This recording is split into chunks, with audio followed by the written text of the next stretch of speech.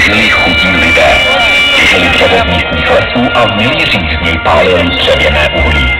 Pole v kraji byla málo úrodná, něco vypěstovat stálo mnoho sil a každá zima byla pro zdejší lidi velkou zkouškou. Krajem prošly války různých panovníků. Jedné takové byla malá vesnička Jablonec Novum, do základů vypálena.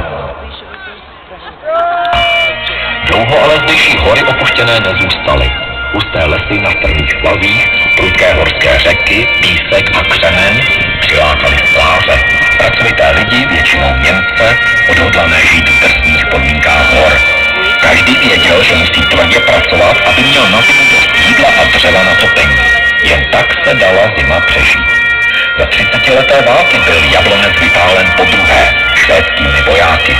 Rychle se ale vzpamatoval a ke sklářům přibyli soukeníci. Sklo a látky přilákali obchodníky a o Jablonci se díky jeho podnikavým obyvatelům ve světě vědělo.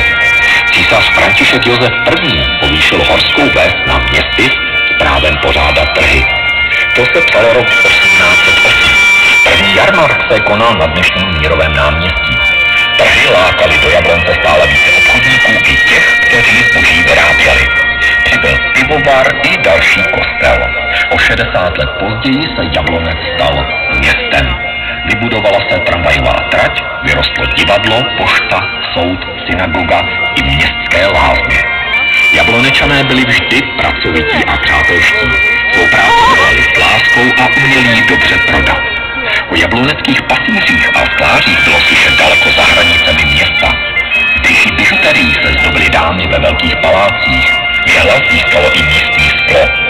Před první světovou válkou odvedl Jablonec na daních více než rakousko-uherská korunní země Dalmácie. První ani druhá světová válka nepřinesly městu nic dobrého. Němců tu žilo 95%, ale po druhé světové válce byli odsunuti. Do města přišli lidé noví, naštěstí opět podnikaví a pracovití. Město rostlo a vzkvétalo. Bižuterie a sklo, mince a medaile a také sport. To všechno činilo a činí z Jablonce jedinečné a nepřehlédnutelné místo. Pomyslná koruna ze Štrasu přibyla Jablonci 12. března letošního roku, kdy se stal statutárním městem. Jablonec nad Nisou se tak zařadil mezi 25 nejvýznamnějších českých měst.